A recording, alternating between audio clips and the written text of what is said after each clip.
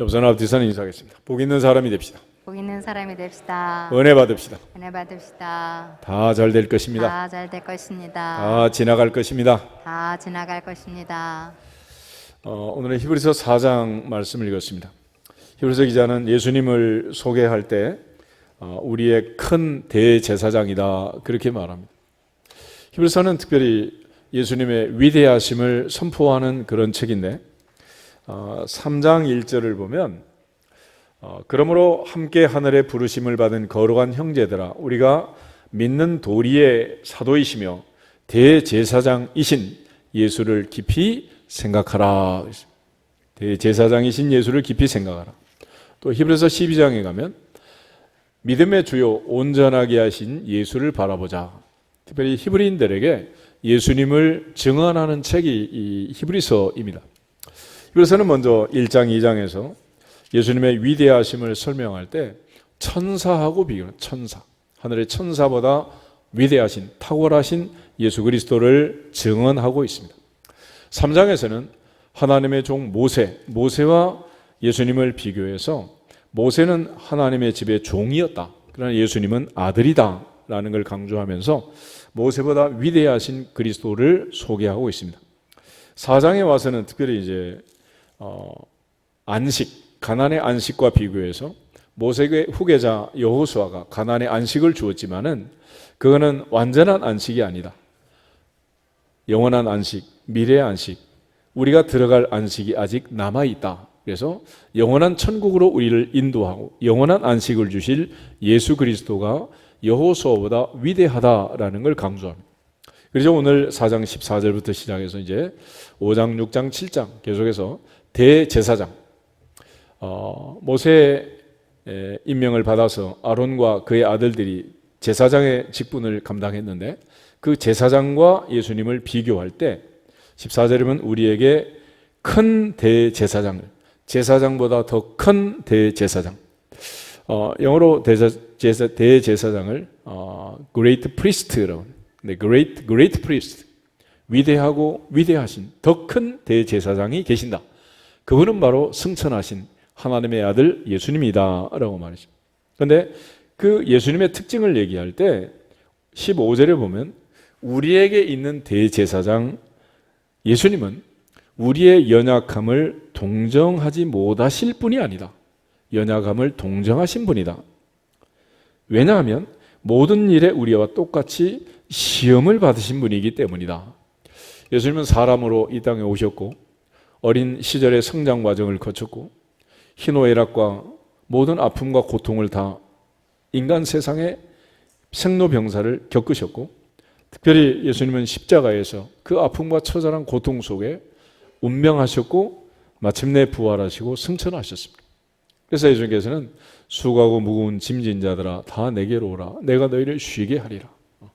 예수님은 우리의 아픔과 고통을 다 아시고 친히 겪으셨다. 예전 성경에는 체휼이라는 그런 단어를 썼는데 몸소 겪으셨다. 몸소 행하셨다. 그렇게 얘기를 합니다. 그런데 단 한 가지 죄는 없다. 죄는 없으신 분이다. 그래서 예수님은 대제사장으로서 우리에게 오셨지만 죄 없는 대제사장이다. 구약에 보면 이제 대제사장이 1년에 한 번 지성소에 들어가서 이스라엘 백성 전체를 위한 제사를 드리는 날을 대속죄일이라고 합니다. 그날이 바로 이제 절기로 하면 7월 10일 대속죄일인데 대제사장이 그때 이제 온 백성을 위하여 가서 하나님 앞에 지성소에 들어가서 이제 제사를 드리는데 두 종류의 제사를 드렸습니다. 맨 첫 번째 드린 제사는 자기 자신의 죄를 위해서, 두 번째는 백성들의 죄를 위해서 제사를 드렸어요. 그러나 우리 예수님은 죄가 없기 때문에 그분은 자기를 위한 그런 제사를 드릴 필요가 없는 거죠. 하나님 앞에서 예수님은 죄가 없다. 그러므로 16절 우리는 긍휼하심을 받고 때를 따라 돕는 은혜를 얻기 위하여 은혜의 보좌 앞에 담대히 나가자. 담대히 나가자. 이제는 예수님과 더불어 담대하게 나갈 수 있게 되죠. 구약의 제사장이 지성소에 들어갈 때는 두렵고 떨림으로 들어갔습니다. 제사장은 그 제사장의 복장이 있는데 그 복장 맨 끝단에 성료 하나 방울 하나 성료 하나 방울 하나 이런 레이스를 쭉 달아가지고 지성소에 들어갑니다. 밖에서 들으면은 그게 방울이 뭐 한두 개가 아니니까 얼마나 소리가 많이 나겠어요. 그 소리를 들으면서 백성들은 밖에서 떨고 제사장은 들어가서 떨고. 왜 떨겠어요? 죽을 수가 있는 거예요. 죽을 수가. 그런데 우리에게 있는 대제사장 예수 그리스도, 죄 없는 그분으로 인하여 우리가 은혜를 받기 위하여 은혜의 보좌 앞에 이제 담대히 나갈 수 있게 됐고, 그래서 하나님 앞에서 오늘 우리는 이 주님의 은혜로 죽을 것을 염려하지 않는 그런 상황이 된 거예요. 예전에는 성전에 와서 제사를 드릴 때 모든 사람이 두려웠어요. 두렵고 떨림으로 예배를 드린 거예요. 근데 우리는 하나님 앞에서 담대함으로 예수님의 십자가의 보혈, 죄 없는 예수님의 그 구속하심으로 말미암아 담대함을 얻게 된 것입니다. 할렐루야. 그런 차원에서 이제 예수님께서 이 땅에서 행하신 직분들, 그런 제사장으로, 선지자로, 왕으로 이 삼중직을 행하셨는데, 오늘은 그 중에 특별히 이 대제사장의 직분에 대해서 살펴보려고 합니다. 그래서 오늘 히브리서 4장에 있는 말씀처럼 예수님은 우리에게 있는 큰 대제사장이다 그랬습니다. 특별히 하나님 앞에서 이 마지막 때 제사장이 해야 할 가장 중요한 일들이 많지만 무엇보다도 그거는 기도하는 일입니다. 사무엘은 기도하기를 쉬는 죄를 범하지 않겠다라고 했고, 사도 바울은 쉬지 말고 기도하라 했습니다. 예수님은 기도 외에 다른 곳으로는 이런 종류가 나갈 수 없다라고 말했습니다. 근데 우리는 늘 기도는 제쳐놓고 내 마음대로 사는 경우가 많단 말이에요. 구약에서는 특별히 제사장과 선지자와 왕을 세워서 한 사람이 한 가지 직분을 하도록 했습니다. 근데 가끔 가다가 이제 제사장의 아들들 중에 선지자가 된 사람이 있어요. 특별히 예레미야, 에스겔, 이사야, 스가랴, 세례, 요한 이런 사람들이 이제 아버지가 제사장인데, 제사장의 아들은 당연히 제사장이 되는 거죠. 그러니까 제사장은 뭐 시험 치고 뽑고 해서 되는 게 아니라 이거는 특별히 혈통적으로 아론의 자손인 사람만 제사장이 되는 거예요. 특별히 예레미야는 아나돗의 제사장 힐기야의 아들이다 그랬습니다. 에스겔은 제사장 부시의 아들. 세례요한 같은 경우는 그의 아버지 사가랴가 성전에 들어가서 분향하다가 벙어리가 되어서 나오잖아요. 이처럼 아버지가 제사장이지만은 하나님께서 선지자의 사명을 주신 거예요. 그런데 예수님은 이 세 가지 사명을, 직무를 동시에 행하신 것입니다. 그래서 히브리서 기자는 예수님을 대제사장으로 이제 묘사하고 있고, 특별히 모세는 신명기 18장 15절 18절에 가면 나와 같은 선지자 하나를 하나님이 나중에 세울 거다. 그래서 너희는 그의 말을 들으라. 그럼 요한복음에 보면 이제 세례 요한이 예수님에 대하여 증언할 때 많은 사람이 당신이 그 선지자냐, 모세가 말한 그 선지자냐 그럴 때 나는 그 선지자가 아니다. 그러면 그 선지자도 아닌데 왜 세례를 주느냐, 이런 이제 질문을 하는 걸 볼 수 있어요. 그래서 예수님은 말씀이 육신이 되어 우리 가운데 오신, 말씀이 육신이 되어 우리 가운데 오신 선지자입니다. 이 제사장과 선지자는 사역의 방향이 다른데, 제사장은 백성의 죄를 짊어지고 하나님께 나갔습니다. 그냥 나가는 게 아니라 재물을 가지고. 반면에 선지자는 하나님으로부터 죄인을 향해, 우리를 향해 찾아오셨습니다. 그냥 오는 게 아니라 항상 말씀을 가지고 오신 거예요. 그러니까 예수님께서는 말씀의 본체이신 분이 직접 말씀을 들고 우리에게 오신 선지자이고, 또 본인이 대제사장이 되시고 자신의 몸을 황소나 염소나 송아지나 비둘기가 아니라 자기의 몸을 제물로 삼아서 십자가에서 영원한 제사를 드림으로 단번에 구약의 모든 제사를 완성하신 제사장이십니다. 요한계시록 19장에 가면 예수님의 재림을 묘사할 때 만왕의 왕, 만주의 주라고 얘기합니다. 우리는 그리스도 예수 안에서 부분적으로 이 삼중직을 누리고 있는 거예요. 그러므로 이제는 구약에서 제사장 없는 제사는 무효였지만, 우리 이제 얼마든지 가정 예배도 드리고 목장 예배도 드리고 두세 사람이 주님의 이름으로 모여서 예배 드릴 수 있다. 왜 그러냐? 베드로가 말한 것처럼 우리 이제 왕 같은 제사장이다. 할렐루야. 어마어마한 권세와 특권을 얻게 된 거예요. 이처럼 예수님이 이제 대제사장이라는 의미가 무엇이냐? 그것은 예수님께서 대제사장으로서 하신 일들을 보고 이제 왕같은 제사장이 된 우리가 그 일을 해야 할 사명이 있는 것입니다. 사명. 그러므로 대제사장 예수님의 하신 일을 생각하고 대제사장이신 예수님께서 우리에게 맡기신 그 사명을 잘 감당하는 왕같은 제사장으로 다시 한번 다짐하고 오늘부터 새롭게 제사장의 임무를 수행하는 우리 모두가 되기를 주님의 이름으로 축복합니다.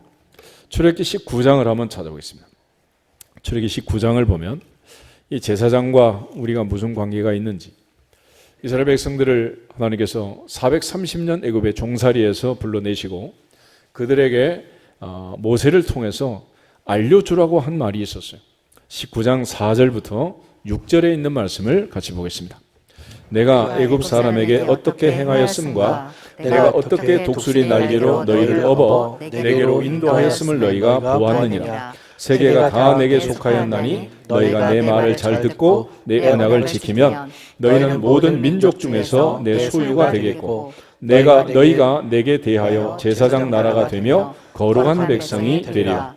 너는 이 말을 이스라엘 자손에게 전할지니라. 아멘. 430년 종살이에서 하나님이 이스라엘 백성들을 해방시켰습니다. 독수리 날개로 업어서 신의 광야까지 인도했습니다. 홍해바다를 건너고 애굽에 10가지 재앙이 내리고 장자가 죽던 그 밤 하나님께서는 어린 양의 피를 좌우설주 문인방에 바르고 이스라엘 백성들을 구원시켰어요. 그리고 나서 그들에게 부탁을 합니다. 너희가 내 말을 잘 듣고 내 언약을 지킨다면, 그것만 잘하면 너희는 모든 민족 중에서 내 소유가 된다. 내가 책임지겠다. 또 너희는 내게 대하여 제사장의 나라가 되고 거룩한 백성이 된다. 너는 이 말을 꼭 이스라엘 자손에게 전달해라. 그랬습니다. 하나님의 보좌 앞에서 제사장의 나라, 거룩한 백성, 이거는 중보하는 그런 중요한 역할을 한 것입니다.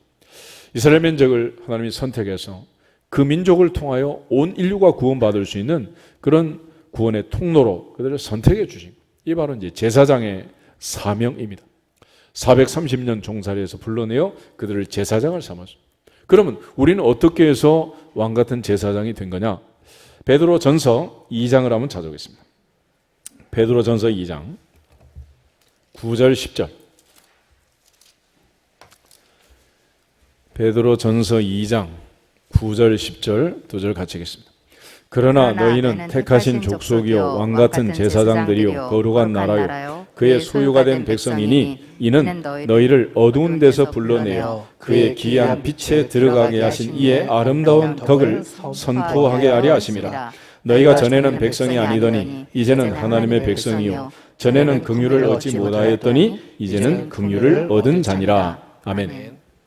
구약에서는 혈통적인 아론의 자손만 제사장이 되는 건데 이제 하나님께서는 우리를 선택하시고 왕같은 제사장이다, 거룩한 나라다, 그의 소유가 된 백성이 됐다라고 말씀을 해요. 어떻게 그렇게 된 거냐? 그 보면 왜냐하면 너희를 어두운 데서 불러내어 그의 기이한 빛에 들어가게 하셨다. 죄와 사망의 어둠 속에서 빛 가운데로 우리를 이끌어 주셨다는 거예요. 430년 노예 생활에서 해방시켜서 내 소유다, 거룩한 백성이다, 제사장의 나라다, 거룩한 나라다 그렇게 말씀하신 그 하나님께서 죄와 사망에서 구속하신 우리에게 전에는 백성이 아니지만 이제는 하나님의 백성이 되고 전에는 긍휼을 얻지 못하고 은혜를 입지 못한 자들에게 은혜를 주셔서 우리에게 새로운 신분을, 정체성을 허락하게 된 거예요. 그런 차원에서 이제 아들을 낳으니 이름을 예수라 하라. 이는 그가 자기 백성을 저희 죄에서 구원할 자다. 죄로부터 사망으로부터 구원받은 사람들, 생명의 성령의 법이 죄와 사망의 법에서 해방한 모든 자녀들은 이제 왕같은 제사장이 되었느니라. 할렐루야. 그래서 그들에게 하나님께서 놀라운 은혜를 주시는 거예요. 구약에서는 430년 그 노예 생활에서 해방시켜가지고 제사장을 삼았는데 이제는 억만한 죄악에서 죽을 수밖에 없는 우리들을 살리시고 제사장의 반열에 세워주신 것입니다. 예수님께서는 우리를 구원하실 때 그럼 왜 이렇게 구원하셨을까? 하나님은 세상을 이처럼 사랑하사 독생자를 주셨다 그러죠. 하나님께서 우리를 구속하실 때 주님이 이 땅에 오셨고 사도 바울은 나를 사랑하사 나를 위하여 자기 자신을 버리신 하나님의 아들을 믿는다라고 말했습니다.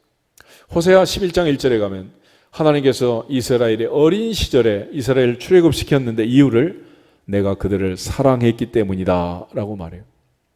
하나님께서는 십자가의 이 사건을 통해서 모든 제사를 완성하신 대제사장 예수 그리스도의 사랑을 우리에게 알려주신 거예요. 그래서 제사장이 하는 가장 첫 번째 임무, 그 첫 번째 임무는 뭐냐면 제사 드리는 거죠. 제사장이 제사를 드려야지. 제사 안 드리는 제사장은 뭐예요? 그건 제사장도 아니죠. 그래서 제사장은 제사를 얼만큼 많이 드렸느냐.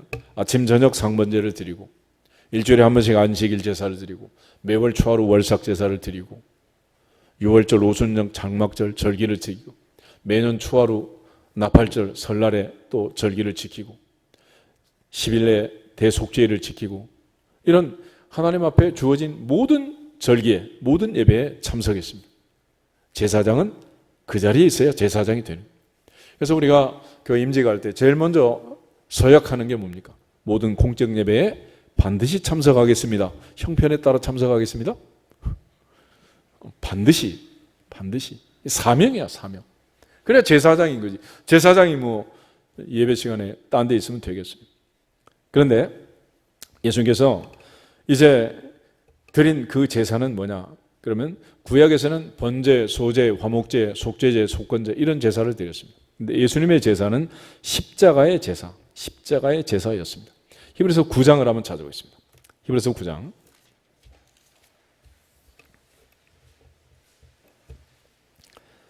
11절에서 14절.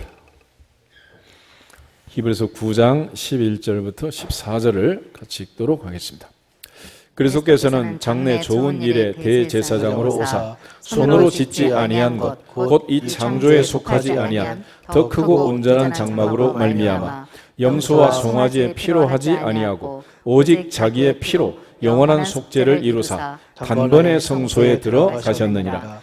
염소와 황소의 피와 및 암송아지의 죄를 부정한 자에게 뿌려 그 육체를 정결하게 하여 거룩하게 하거든 하물며 영원하신 성령으로 말미암아 흠 없는 자기를 하나님께 드린 그리스도의 피가 어찌 너희 양심을 죽은 행실에서 깨끗하게 하고 살아계신 하나님을 섬기게 하지 못하겠느냐. 아멘. 예수님께서는 황소나 염소의 피가 아니라 자기 자신을 하나님 앞에 드려서 주님께서는 자기의 피로 영원한 속죄를 이루었고 단번에 성소에 들어가셨다 그랬습니다.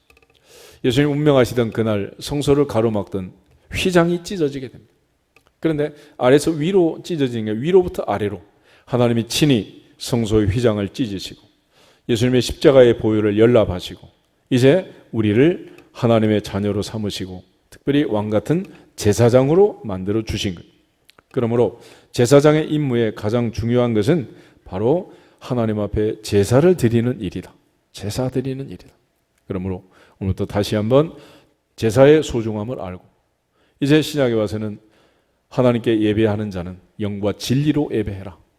예배의 소중함을 알고 시간 하나님께 예배 시간을 귀하게 여기고 하나님을 섬기는 우리 모두가 되기를 주님의 이름으로 축복합니다. 코로나 때문에 예배의 소중함을 다시 깨닫는 그런 시간들이 되었는데 이제 하나님 앞에 예배 드릴 수 있을 때, 건강할 때, 내 발로 하나님을 찾아올 수 있을 때 하나님께 영광을 돌리고 하나님께 바치는 예배자들이 되기를 축복합니다. 그래서 예배의 가장 중요한 특징 중에 하나는 시간을 바치는 거예요. 시간. 그래서 우리가 구약시대에 보면은 하루에 1인분씩 만나가 내려오지만은 금요일에는 2인분이 내려왔습니다. 토요일날 안식일을 지키도록. 그래서 준비하고 지키는 것이고 모든 것을 준비하는 거예요. 준비. 하나님께 예물을 드릴 때도 준비해서 해라. 그래야 참 연보답다 그랬습니다. 하나님께 나오기 위해서 우리가 몸도 마음도 준비하고 또 예배를 드리고 이처럼 하나님이 연락할 수 있는 그런 제사장의 사명을 다할 수 있기를 주님의 이름으로 축복합니다. 동시에 이 제사장은 제사를 드리면서 또 했던 선포 중에 하나가 뭐냐면 사죄를 선포해요. 사죄. 죄사함을 선포합니다. 여러분도 가톨릭에서는 이제 고해성사라는 그런 이를 통해서 죄를 고백을 받고 사죄 선포를 하잖아요. 예수님께서 이 땅에 오셔서 하신 일 중에 또 하나는 뭐냐면 십자가의 제사로 우리의 죄를 단번에 사하신 그런 일을 했을 뿐만 아니라 또 사죄 선포를 해줘요. 사죄 선포. 마태복음 9장을 한번 찾아보겠습니다. 마태복음 9장.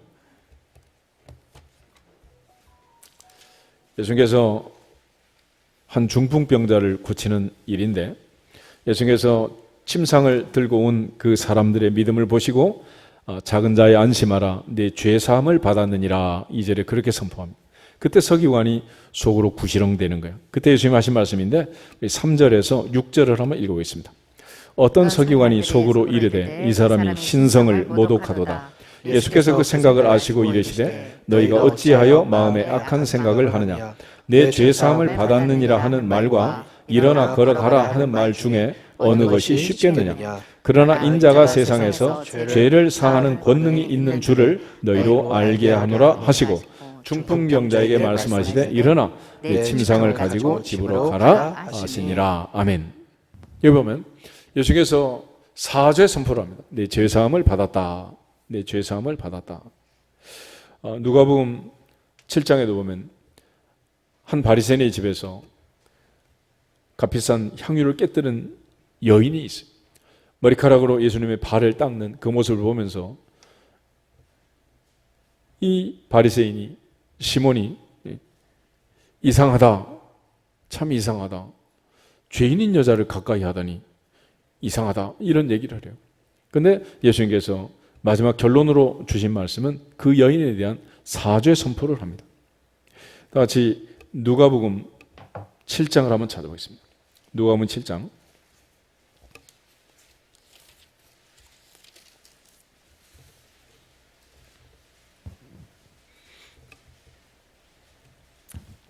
(44절에서)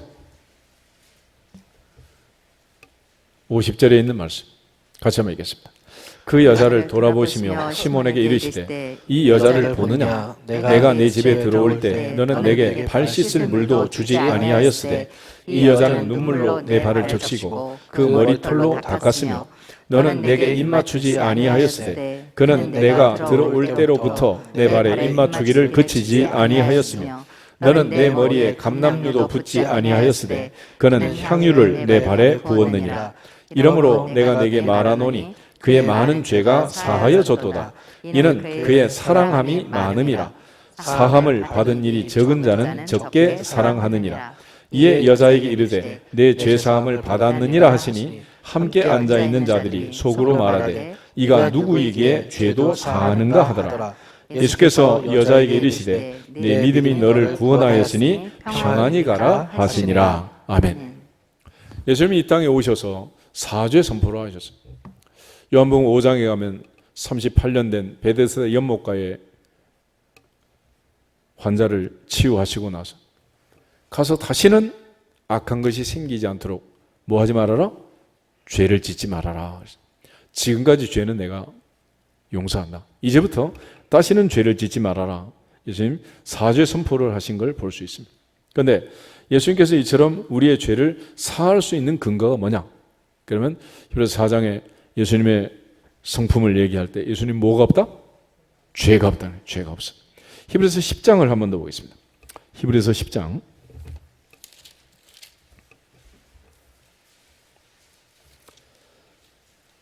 10절부터 14절까지를 같이 읽겠습니다.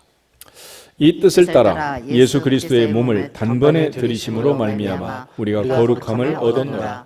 제사장마다 매일 서서 섬기며 자주 같은 제사를 드리되 이 제사는 언제나 죄를 없게 하지 못하거니와 오직 그리스도는 죄를 위하여 한 영원한 제사를 드리시고 하나님 우편에 앉으사 그 후에 자기 원수들을 자기 발등상이 되게 하실 때까지 기다리시나니 그가 거룩하게 된 자들을 한 번의 제사로 영원히 온전하게 하셨느니라. 아멘. 주님은 단 한 번의 십자가의 제사로 모든 걸 완성시켰다. 그런데 왜 그렇게 된 거냐? 예수님은 자기가 친히 대제사장이 되시고 자기의 몸을 제물로 바쳐서 십자가의 제사를 드렸습니다. 그러나 인간의 제사장은 죄가 있기 때문에 자기가 늘 먼저 죄사함을 받고 먼저 사죄의 은혜를 구하고 이렇게 해야 그 다음 사죄 선포를 할 수 있지만 예수님은 그렇지가 않다는 그런 차원에서 이제 우리가 성령의 은혜로 깨끗함을 받고 하나님의 은혜로 거룩한 백성이 되면 바울이 우리에게 말한 것처럼 너희 몸은 너희 가운데 거하시는 성령의 전이다. 거룩한 성령이 거할 수 있는 거룩한 성전이 될 수 있는 이유는 죄 없는 그분의 십자가의 보혈로 우리가 사죄의 은혜를 받았기 때문에 그렇다. 그런 차원에서 이제 예수님께서 십자가에서 희생하시고 자신을 내주시고 우리를 430년 종살이에서 억만 죄악에서 우리를 구속하신 그 십자가에서 온전한 흠없는 제물로 주님이 죽음으로써 우리를 구속해 주셨는데 동시에 하나님께서 우리를 사랑하심으로 독생자를 주시고 주님은 자기 자신을 버리시고 완전한 헌신으로 완전한 희생으로 아가페의 사랑으로 우리를 사랑해 주신 거예요. 그러므로 이처럼 우리가 대제사장이신 예수님께서 우리에게 베푸신 그 사랑을 받았으니 우리가 서로 사랑하는 것이 마땅하다 못 마땅하다? 마땅한 거예요. 그러니까 대제사장 예수님을 통해서 배울 가장 중요한 원리들이 많은데 첫째는 사랑을 배우는 거예요. 사랑. 요한일서 4장을 한번 찾아보겠습니다. 요한일서 4장 요한일서 4장 7절부터 11절에 있는 말씀 같이 읽겠습니다.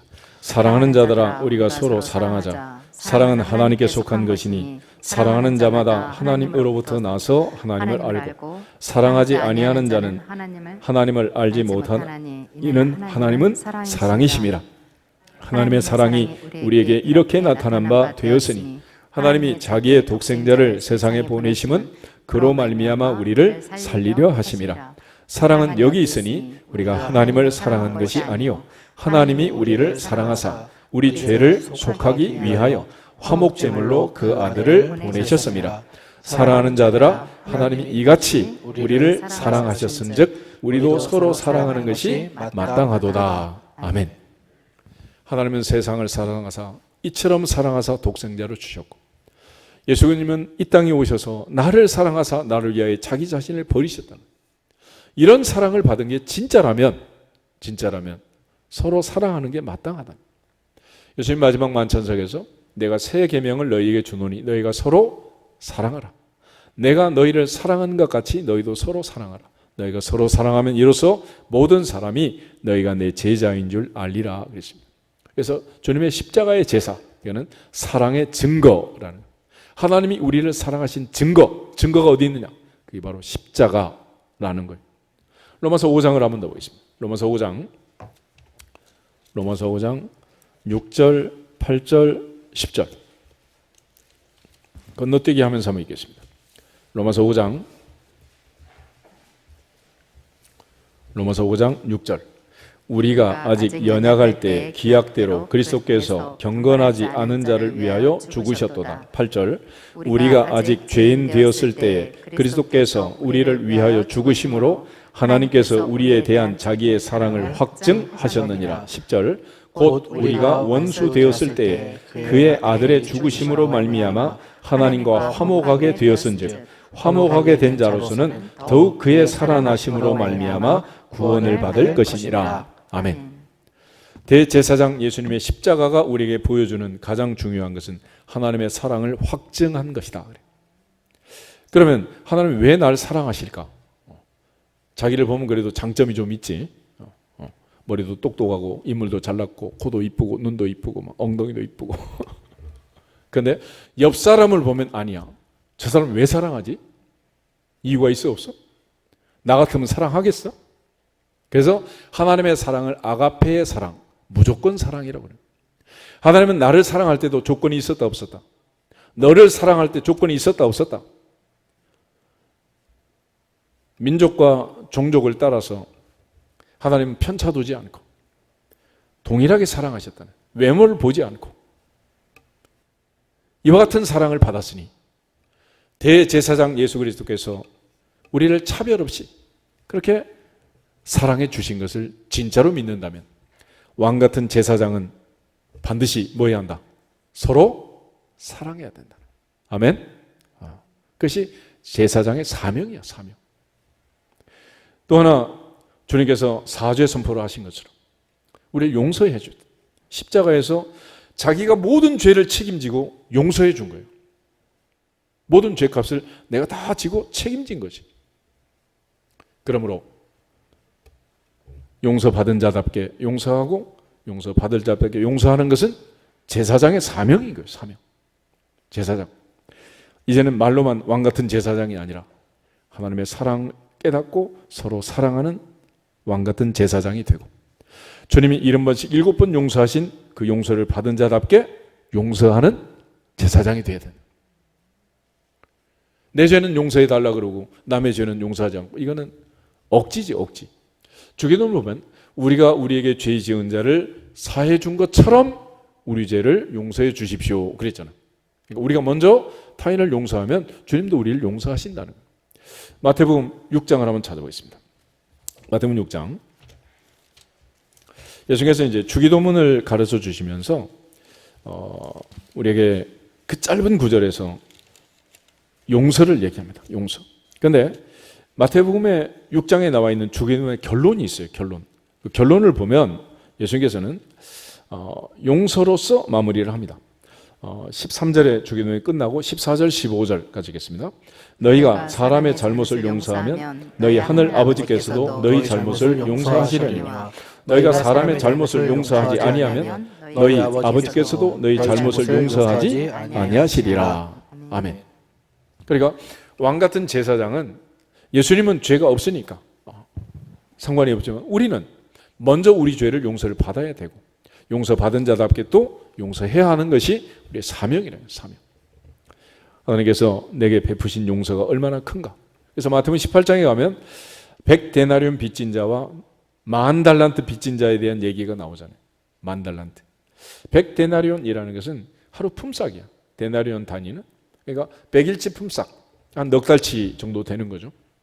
뭐 한 달에 한 1,000만 원씩 받는 분은 한 4,000만 원. 그럼 뭐 차 한 대 값이니까 뭐 적은 돈이 아니지. 그런데 하나님께서 우리에게 탕감해 주신 10,000달란트. 10,000달란트는 우리가 상상할 수 없는 돈입니다. 한 달란트가 6,000데나리온. 1년 365일 중에 휴일 빼고 주일 빼고 나면 300데나리온. 마리아의 옥합이 1년치 연봉이란 말이에요. 그런데 그게 한 달란트가 6,000데나리온이니까 20년치. 그러면 20년 뭐 직장 생활하면 이제 다들 연금 받으시잖아요. 그런데 이게 10,000달란트니까 20년이 아니라 20만 년치. 근데 이게 이제 금달란트가 되면 15배가 떼가지고 300만 년치야. 300만 년치를 탕감을 받았으면 넉 달치 용서해 주는 거는 할 수 있어요, 없어요? 그래도 안 되겠어? 절대로 안 돼.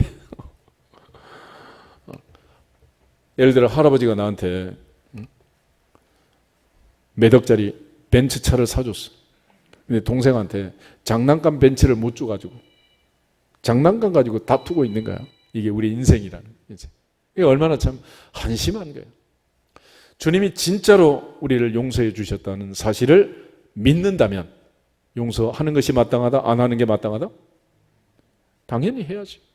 그래서 예수님께서 기도할 때마다 이 용서를 갖다 붙여놨어요. 마가복음 11장을 한 번 더 보겠습니다. 마가복음 11장. 베드로가 뿌리째 마른 무화과 나무를 보고 얘기할 때 예수님이 하신 말씀인데 예수님 말씀만 읽어보겠습니다. 22절부터 25절. 예수께서 그들에게 대답하여 이르시되 하나님을 믿으라. 내가 진실로 너희에게 이르노니 누구든지 이 산더러 들리어 바다에 던져지라 하며 그 말하는 것이 이루어질 줄 믿고 마음에 의심하지 아니하면 그대로 되리라. 그러므로 내가 너희에게 말하노니 무엇이든지 기도하고 구하는 것은 받은 줄로 믿으라. 그리하면 너희에게 그대로 되리라. 서서 기도할 때 아무에게나 혐의가 있거든 용서하라. 그리하여야 하늘에 계신 너희 아버지께서도 너희 허물을 사하여 주시리라 하시니라. 아멘. 그런데 우리가 누구든지 무엇이든지 믿음으로 기도해라. 그대로 된다. 거기서 끝나지 않고 25절이 있어요. 서서 기도할 때 아무에게나 혐의가 있거든 어떻게 해라? 용서해라.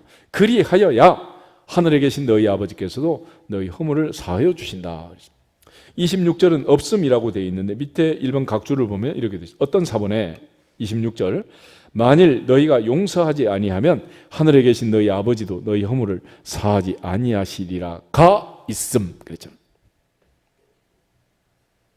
그러니까 우리가 하나님 앞에 기도한다는 것은 미사 여구를 늘여놓는 게 아니다. 하나님의 사랑을 받은 자처럼 서로 사랑하고 하나님의 용서를 받은 자처럼 서로 용서하는 것이 제사장 예수님이 우리에게 보여주신 것이고 왕같은 제사장이 된 우리가 해야 할 일이다. 할렐루야. 그 다음에 이제 세 번째로 제사장의 임무는 축복하는 일이에요. 축복. 축사하는 것. 예수님께서 성만찬을 제정하면서 떡을 가지고 잔을 가지고 축사하셨다 그래요. 축사. 이때 축사는 축복하고 감사하는 거예요. 축복과 감사. 축복과 감사. 이 두 가지인데 민수기 6장을 찾아보겠습니다. 민수기 6장 22절부터 27절에 있는 말씀. 민수기 6장 22절부터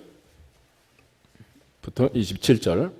여호와께서 모세에게 말씀하여 이르시되 아론과 그의 아들들에게 말하여 이르기를 너희는 이스라엘 자손을 위하여 이렇게 축복하여 이르되 여호와는 내게 복을 주시고 너를 지키시기를 원하며 여호와는 그의 얼굴을 내게 비치사 은혜 베푸시기를 원하며 여호와는 그 얼굴을 내게로 향하여 드사 평강 주시기를 원하노라 할지니라 하라. 그들은 이같이 내 이름으로 이스라엘 자손에게 축복할지니 내가 그들에게 복을 주리라. 아멘. 제사장을 세우고 모세를 통해서 아론과 그 아들들 형과 조카들에게 모세가 이 말씀을 전했습니다. 너희들은 반드시 하나님의 이름으로 이스라엘 자손에게 축복해라. 그러면 하나님 복을 주신다라는 거예요. 근데 여기서 이제 우리가 구별할 단어가 하나 있는데 축복이라는 말과 복을 준다는 말이 축복한다는 단어는 항상 주어가 사람입니다. 사람은 축복하는 것이고 하나님은 복을 주시는 거예요. 창세기 12장에 하나님 아브라함을 부르시면서 그에게 안전장치를 하나 하세요. 너를 축복하는 자에게는 내가 복을 내리고 너를 저주하는 자에게는 내가 저주하리라. 그러니까 우리는 서로 축복할 수도 있고 저주할 수도 있는데 진짜 복을 주시고 저주하시는 분은 누구다?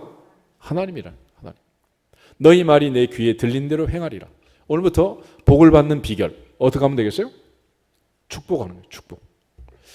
내가 축복하면 그 사람이 받으면 좋고 못 받으면 다 내게로 리턴 돌아오는 거예요.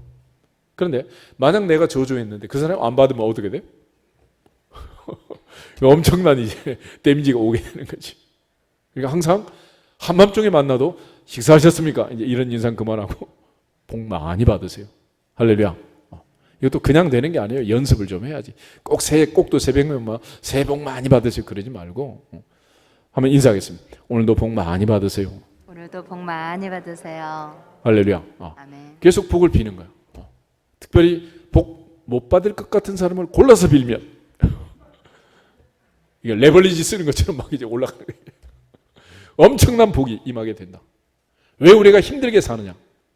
우린 늘 광야 세대처럼 어마어마한 복을 받았는데도 우리만 모르고 자꾸 부정적인 얘기를 하는 거야.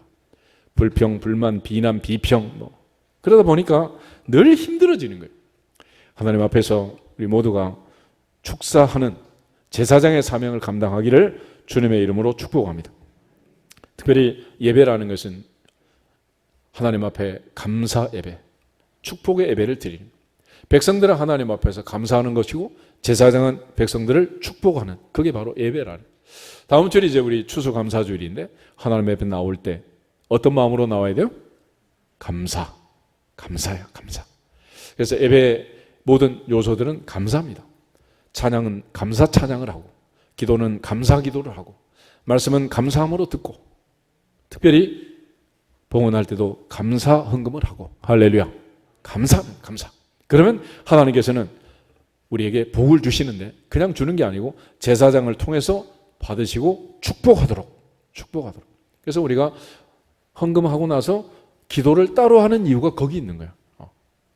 헌금 드렸다고 되는 게 아니라 제사장이 예물을 받고 뭐를 해야 돼? 축복 기도를 해야 되는 거야. 축복 기도. 그래 하나님 복을 주시지.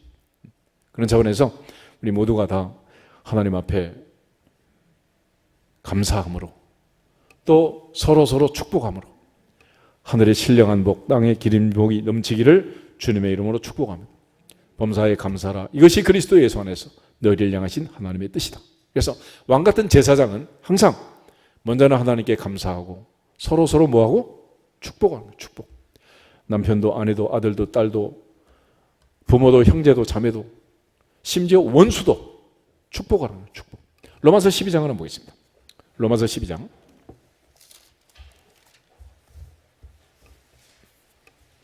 14절 한 절만 읽겠습니다.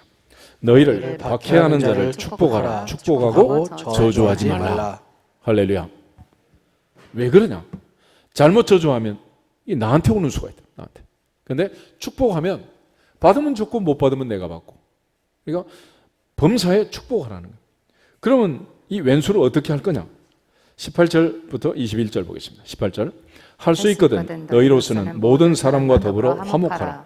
내 사랑하는 자들아 너희가 친히 원수를 갚지 말고 하나님의 진노하심에 맡기라. 기록되었으되 원수 갚는 것이 내게 있으니 내가 갚으리라고 주께서 말씀하시니라. 내 원수가 줄이거든 먹이고 목마르거든 마시게 하라. 그리함으로 내가 숯불을 그 머리에 쌓아 놓으리라. 악에게 지지 말고 선으로 악을 이기라. 아멘.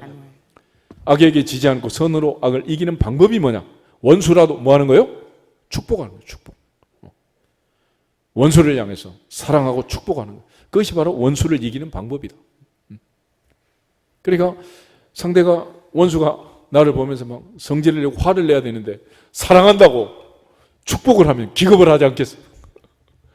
하나님 앞에서 선으로 악을 이기는 대제사장의 기도, 왕 같은 제사장의 기도는 바로 축복하는 것입니다.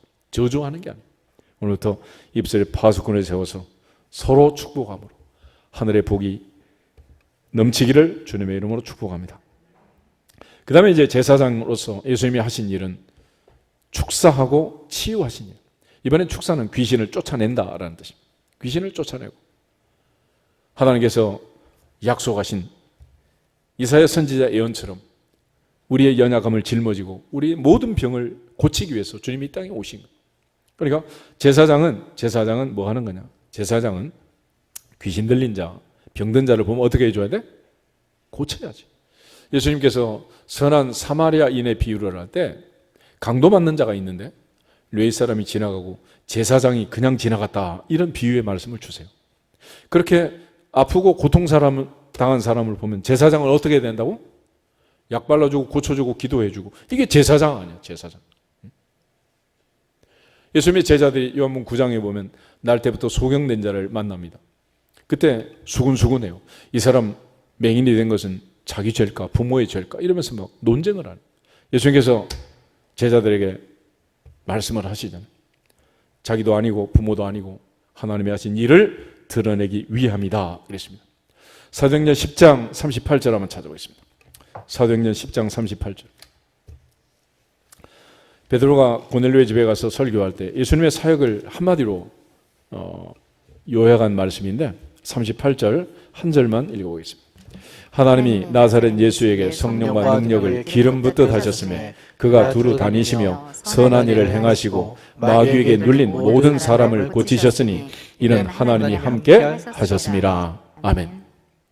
예수님은 티칭, 프리칭, 힐링 이 3대 사역을 통해서 특별히 축사와 치유의 성령의 능력 사역을 통해서 이 땅의 모든 병을 고치고 귀신 들린 자에게 자유함을 주고 하나님의 사랑과 은혜를 베푸신 거예요. 예수님께서는 이 많은 어둠의 영들을 물리치고 우리를 이 병마에서 고통에서 아픔에서 살리기 위하여 이 땅에 오신 거예요. 욥기를 보면 1장 2장에 그 의로운 욥을 괴롭히는 원흉이 있잖아요. 그게 바로 사탄이야, 사탄. 근데 놀라운 사실은 사탄은 그림자도 안 보여요. 그림자도. 새 친구를 통해서 아내를 통해서 공격하고 욕하고 죽으라고 하고 비난하고 억지소리하고 막 이러면서 막 몰아친단 말이에요. 그런데 하나님께서 나타나셔서 욥에게 하나님과 앞에 회개하고 새 친구와 화해하고 용서할 때 갑절의 복을 주심으로써 왕같은 제사장의 사명을 감당하는 그 욥에게 갑절의 복을 주신 거예요.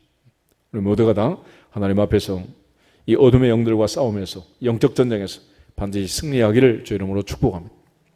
백부장을 통해서 예수님께서 원리를 설명하잖아요. 다만 말씀으로만 하십시오. 내 하인이 나올 줄 믿습니다. 내가 이스라엘 중 아무에게서도 이만한 믿음을 만나보지 못했다. 내 믿은 대로 될지어다. 여러분, 제사장의 축사와 치유라는 것은 뭘로 하는 거다? 뭘로? 의대 가서 의학 전문 대학교에 가가지고 의사 되고 간호사 되고 하는 게 아니에요. 말씀으로. 할렐루야. 말씀으로 하는, 말씀으로. 주여 말씀만 하십시오. 내 하인이 나을 줄 믿습니다. 오늘부터는 하나님의 말씀으로. 할렐루야. 애들이 아프면 최소한 엄마 손은 약손 그러고 만져는 줘야지. 그러지 않겠어? 근데 그냥 만지지 말고 한마디로 붙이란 말이야. 누구 이름으로?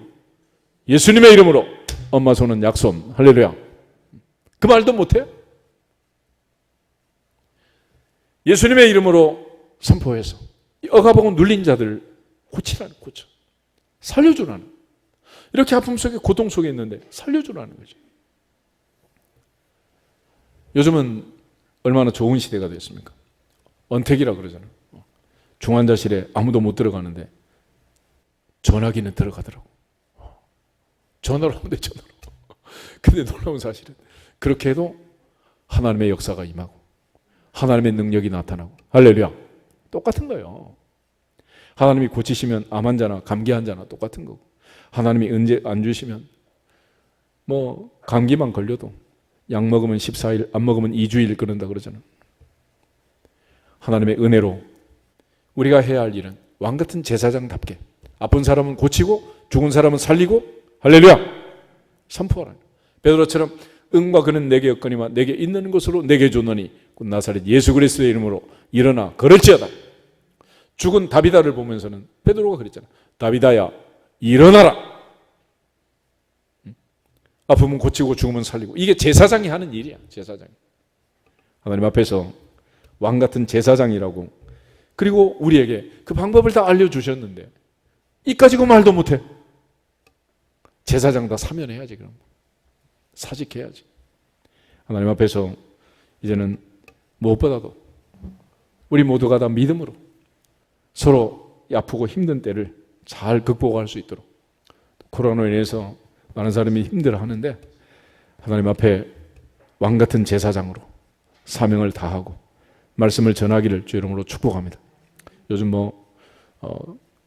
물리적인 거리는 가까이 하지 말고 마음의 거리는 가까이 해라 그러는데 요즘 얼마든지 좋아요. 전화하고 다 할 수 있잖아. 한 사람 한 사람 하나님의 은혜 안에서 우리 모두가 다 주님처럼 이 모든 아픔과 고통에서 살려내기를 주 이름으로 축복합니다. 그런데 요즘 이제 진짜로 아픈 사람은 어떤 사람이냐? 몸은 멀쩡한데 영혼이 병든 사람, 정신적으로 문제가 있는 사람들, 우울증, 조울증 여러 가지 그런 문제가 있어가지고 담대하지 못해. 악플 좀 달렸다고 그냥 그걸 못 이겨가지고 누가 한마디 한다고 그걸 또 그냥 못 이겨가지고 그냥 잠 못 자는 사람들 너무 많은 거예요. 그래서 하나님 앞에서 우리가 이런 축사와 치유를 하려면 먼저 내가 건강해야 하느니라. 건강해야 하느니라. 내가 건강해야 되는 거예요. 그러니까 건강하지 못한 사람이 나를 만지거나 그러면 내 몸이 더 아프게 돼요. 우리가 안마도 하고 마사지도 하고 치유도 하고 이러잖아. 근데 그 사람이 건강해야 아픈 사람이 낫는 거지. 자기 몸도 아파가지고 이런 사람이 나를 만지면 어떻게 돼? 나는 더 아프게 되는 거야. 더 아프게 돼. 그러니까 기쁘고 즐겁고 에너지가 넘치는 그런 사람을 만나면 나도 그런 에너지를 받지만 늘 지쳐있고 힘들어하고 인생살이에 늘 한탄하고 이런 사람을 만나게 되면 나도 모르게 그냥 힘이 빠지는 거예요. 서로 영향을 주는 거죠.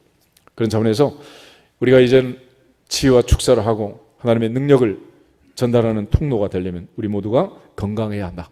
그래서 가이오를 위해서 요한이 기도할 때 영혼이 잘된 같이 범사가 잘되고 건강하기를 구하노라. 할렐루야. 우리 모두가 다 먼저는 영혼이 잘되고 범사가 잘되고 건강하시기를 주님의 이름으로 축복합니다. 인생이 안 돼가지고 이런저런 여러 가지 염려가 있으면 예배에 집중도 못해요. 누구 만나도 안절부절이야. 안 되는 거예요. 하나님이 은혜를 주시고 복을 주셔야 되는 거지. 그래서 교회 안에서의 문제, 가정 안에서의 문제도 보면 누군가 아프고 그러면 이게 전부 다 이제 그 사람 때문에 분위기가 늘 힘들어져. 여러분도 뭐 집에 환자 하나 있으면 얼마나 온 집안이 지금 힘들어집니까? 그런데 내가 건강하면 여러 뭐 문제가 있어도 문제를 풀 수 있지. 요즘 희한하게 그 유치원, 어린이집 이런 데서 막 사고가 많이 나는데 그 왜 그러냐? 이 아이를 돌보는 선생님들이 건강해야 되는데 내가 건강하지 못한 거야. 어린 시절 성장 과정에서 건강하게 사랑받고 크지를 못한 거야. 그러다 보니까 사랑을 나누고 베푸지를 못하는 거죠. 결국 문제가 생기는 거야. 교회 안에서도 가정 안에서도 여전히 마찬가지야. 그런 차원에서 우리 모두가 하나님의 사랑으로 충만하고 십자가의 은혜로 충만하고 하나님이 주신 복을 마음껏 받고 복의 근원으로 복의 통로로 흘려보내기를 주 이름으로 축복합니다. 고린도전서 1장 10절 한 절만 보겠습니다. 사도 바울은 고린도 교회가 유난히 문제가 많은 교회였는데 특별히 나는 바울파다, 나는 아볼로파다, 나는 게바파다, 나는 그리스도파다 이러면서 막 분쟁을 한 이 교회에 한마디로 이제 해법을 제시합니다. 10절 형제들아 내가 우리 주 예수 그리스도의 이름으로 너희를 구원하노니 모두가 같은 말을 하고 너희 가운데 분쟁이 없이 같은 마음과 같은 뜻으로 온전히 합하라. 아멘. 이게 가장 건강한 상태를 얘기합니다. 건강한 상태. 그러니까 몸이 건강하면 머리가 지시한 대로 손발이 다 움직이는 거죠. 머리가 지시해도 손발이 엇박자를 놓으면 이게 이제 장애가 되는 거고. 특별히 우리의 모든 관계 속에서 갈등을 일으키는 요소가 되는 거예요. 그러니까 갈등이 많은 사회는 건강하지 못하는 사회고 갈등이 없으면 건강한 거죠. 건강하다. 몸도 마찬가지입니다. 몸도 자기 세포가 자기를 공격하는 그런 암이 있어요. 암. 루푸스라든지 면역 체계가 망가진 이런 병들. 그러니까 루게릭이나 뭐 이런 전부 이런 병들은 자기 세포가 자기를 공격하는 거예요. 그래서 부부 싸움은 아무도 도와줄 수가 없잖아. 그러니까 안 되는 거예요. 그런 차원에서 우리 모두가 다 하나님 앞에 건강함으로 또 베드로처럼 아픈 자는 고치고 죽은 자는 살리고 예수님께서 축사와 치유로 우리에게 건강을 주시고 하나님께 영광을 돌린 것처럼 대제사장 예수 그리스도 안에서 왕같은 제사장이 된 하나님의 자녀들답게 예수님의 이름으로 선포할지어다. 그게 사명이라고. 사명. 마지막 제사장의 사명은 기도하는 것입니다. 로마서 8장 34절 한번 보겠습니다. 예수님이 지금도 하시는 제사장의 사명이 있습니다. 로마서 8장 34절. 한 절만 가지겠습니다. 누가 정죄하리요 죽으실 뿐 아니라 다시 살아나신 이는 그리스도 예수시니 그는 하나님 우편에 계신 자요 우리를 위하여 간구하시는 자시니라. 아멘. 대제사장 예수님은 지금도 하나님 보좌 우편에서 우리를 위하여 뭐 하신다? 간구하신다. 근데 우리를 위하여 간구하신 분이 또 있어요. 26절, 27절 두 절을 봅니다. 26절 이와 같이 성령도 우리의 연약함을 도우시나니 우리는 마땅히 기도할 바를 알지 못하나 오직 성령이 말할 수 없는 단식으로 우리를 위하여 친히 간구하시느니라. 마음을 살피시는 이가 성령의 생각을 아시나니 이는 성령이 하나님의 뜻대로 성도를 위하여 간구하심이니라. 아멘. 하나님과 우리 사이에 중보기도, 중보자로서의 기도를 해주신 분이 예수님이고 성령님이란. 우리가 대제사장 예수님이 하신 중보기도처럼 우리가 왕같은 제사장이라면 반드시 나만을 위해서 기도하지 않고 다른 사람을 위해서 기도하는 거예요. 그러니까 중보기도라는 걸 쉽게 설명하면 나는 너를 위하여, 너는 나를 위하여 기도하는 거예요. 자기가 자기를 위해서 기도하는 게 아니라 너는 나를 위해서, 나는 너를 위해서. 그게 제사장의 사명이에요. 사명. 오늘부터 시작해서 하나님 앞에 이 중보의 사명을 감당하시기를 주님의 이름으로 축복합니다. 주님은 지금도 우리 위하여 기도하시는. 그런데 이 중보 기도의 마지막 결론이 있습니다. 그거는 뭐냐면 어떤 사람이 나를 위해서 기도하고 어머니가 아버지가 할머니가 할아버지가 목사님이 뭐 장로님이 권사님이 전부 나를 위해서 기도한다. 나는 기도 많이 받아서 좋다. 그게 아니고 결론은 뭐냐? 드디어 마침내 결국 누가 기도해야 돼? 내가 해야 돼. 내가. 그게 결론이야. 중보 기도를 많이 받은 사람은 마침내 내가 중보 기도를 하는 사람이 되는 것입니다.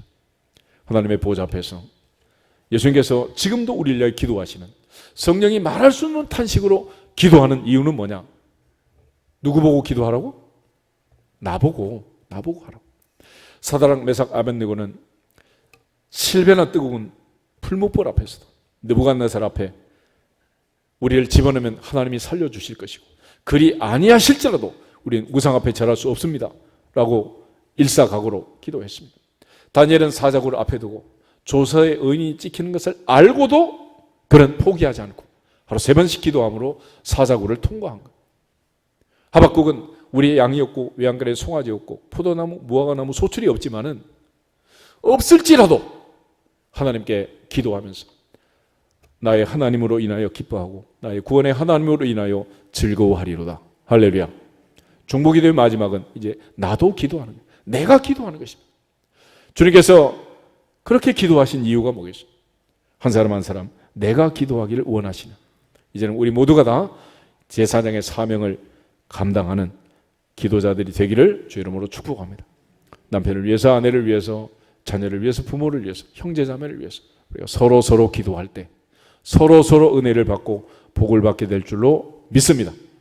우리가 잘 아는 단테의 신곡에 그런 예화가 나오잖아요. 지옥과 천국은 어떻게 다른가? 지옥을 갔더니 원탁 테이블에 긴 젓가락을 가지고 앉아서 모든 사람이 자기가 먹으려고 퍼치고 있는 거, 퍼치고 있어요. 이 들어가겠어요, 이게? 천국을 가봤더니 똑같은 원탁 식탁에 긴 젓가락을 가지고 있네. 그렇게 재미있게 도란도란 식사를 하더라는. 어떻게 하는가 봤더니 나는 너를 먹여주고 너는 나를 먹여주고. 할렐루야. 천국과 지옥의 차이는 바로 거기에 있는 거예요. 서로 위해서 기도하고 서로 사랑하고 서로 돌보면 천국이니라. 그렇지만 나만 챙기면 아무것도 안 되는 거예요. 하나님께서 우리에게 은혜 주시고 복을 주신 왕같은 제사장으로 삼으신 이유가 뭐겠어요? 하나님이 이처럼 우리를 사랑하사 예수님을 보내시고, 예수님께서 나를 사랑하사 날 위하여 자기 자신을 버리시고 십자가에 운명하신 제사장의 그 교훈이 뭐겠습니까? 결국 내가 너희를 사랑하는 것 같이 너희도 서로 사랑하라는 거예요. 그 사명 기억하고 이 위기 어려운 때 우리 모두 서로 격려하고 도와주고 기도함으로 하나님께 영광을 돌리기를 주님의 이름으로 축복합니다. 다 같이 주 예수 그리스도의 이름으로 서로 사랑할지어다 하면 선포하고 기도하겠습니다. 하나 둘 셋. 주 예수 그리스도의 이름으로 서로 사랑할지어다. 서로 사랑할지어다. 서로 사랑할지어다.